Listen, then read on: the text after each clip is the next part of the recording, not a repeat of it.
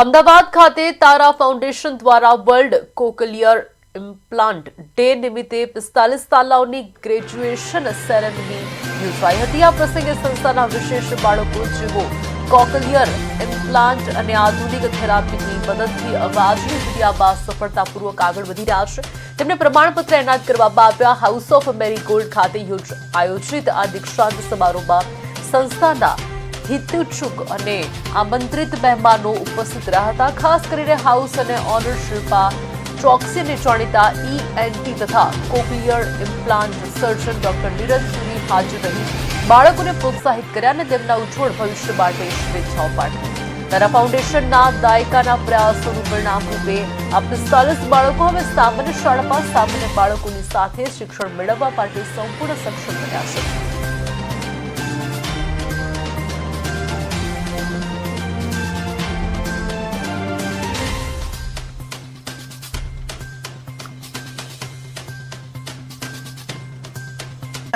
અમે લોકો તારા ફાઉન્ડેશન જેવી ઘણી સંસ્થાઓ સાથે જોડાયેલા છીએ। તારા ફાઉન્ડેશન સાથે તો લાસ્ટ 10 યર્સથી હું જોડાયેલી। બીજું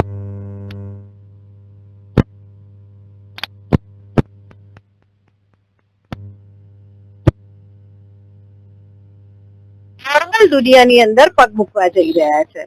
તો નોર્મલ દુનિયામાં કેવી રીતે કે જ્યારે નાનપણથી એમને ખબર પડે અથવા એમના પેરેન્ટ્સને ખબર પડે કે મારું છોકરું સાંભળી નથી શકતું અને બોલી બી નથી શકતું, તો એના માટે એ લોકો એક ચિપ ઇમ્પ્લાન્ટ કરે છે। એમની કાનની પાછળ એક નાનું મશીન હોય છે।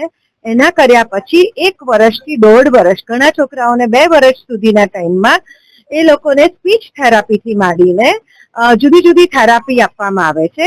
એ થેરાપીઓ આપવા પછી એમને નોર્મલ સ્કૂલમાં જવા માટે તૈયાર થાય છે। એ નોર્મલ સ્કૂલમાં જવા માટેનું આ ગ્રેજ્યુએશન છે। તો આજ પછી આ છોકરાઓ જે મોટા થઈને ગ્રેજ્યુએટ થઈને તમે નવી દુનિયાની અંદર પ્રવેશ કરો, નોકરી મેળવો, એવી રીતે આ છોકરાઓ આજ પછી નોર્મલ સ્કૂલમાં જશે। કુલ કેટલા બાળકો ગુજરાતમાં છે અને કેટલા લોકોને આપણે આવરી લીધા છે? તો અત્યાર સુધી આ 5મું વર્ષ છે ખાલી ગ્રેજ્યુએશનનું જે અહીંયા છે। બાકી ઘણા બધા બાળકોને આ રીતે ઇમ્પ્લાન્ટ થયું છે। નંબર્સ એક્ઝેક્ટલી હું તમને ડાયરીમાં જોઈને આપું છું કે અત્યાર સુધી ગુજરાત નહીં, ઘણા બધા સ્ટેટ્સની અંદર ઇન્ડિયન ગવર્મેન્ટ તરફથી ખૂબ સારી સગવડો મળે છે અને દરેક છોકરાઓને, દરેક પેરેન્ટ્સે પહેલેથી જ્યારથી ખબર પડે અને જેટલા